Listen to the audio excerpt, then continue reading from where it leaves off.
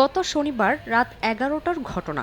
বগুড়ার শেরপুরে ঢাকা-রংপুর মহাসড়কের পাশে হঠাৎই একটি তেলের দোকানে দাউ দাউ করে জ্বলে ওঠে আগুন। দোকানে পেট্রোল, অকটেন, ডিজেল ও গ্যাস সিলিন্ডার সহ বিভিন্ন রকম দাহ্য পদার্থ থাকায় দ্রুতই ছড়িয়ে পড়ে লেলিহান শিখা। ফায়ার সার্ভিসের ৮টি ইউনিট ৩ ঘণ্টার চেষ্টায় আগুন নিয়ন্ত্রণে আনার দুদিন পর জানা গেল ঘটনার রহস্য।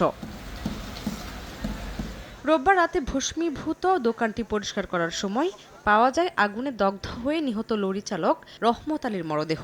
গোপনে মালিকপক্ষ তার মরদেহ পাঠিয়ে দেয় সিরাজগঞ্জের শাহজাদপুরে। স্থানীয় পুলিশ টের পেয়ে শাহজাদপুর থেকে মরদেহ হেফাজতে নেয়। আটক করা হয় লাশ বহন করা ট্রাকের চালক ও সহকারীকে। পরে পাঠানো হয় শেরপুর থানায়।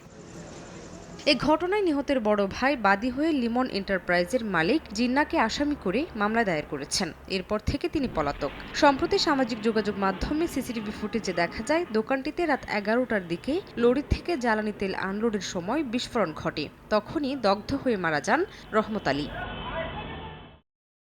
এই সংক্রান্তে ২ জন আটক আছে। এ বিষয়ে একটি মামলা হয়েছে এবং অপর আসামিদের আমরা গ্রেপ্তারের চেষ্টা অব্যাহত আছে। নিহত রহমত আলী সিরাজগঞ্জের শাহজাদপুর উপজেলার বঙ্গাবাসর গ্রামের আসান সর্দারের ছেলে।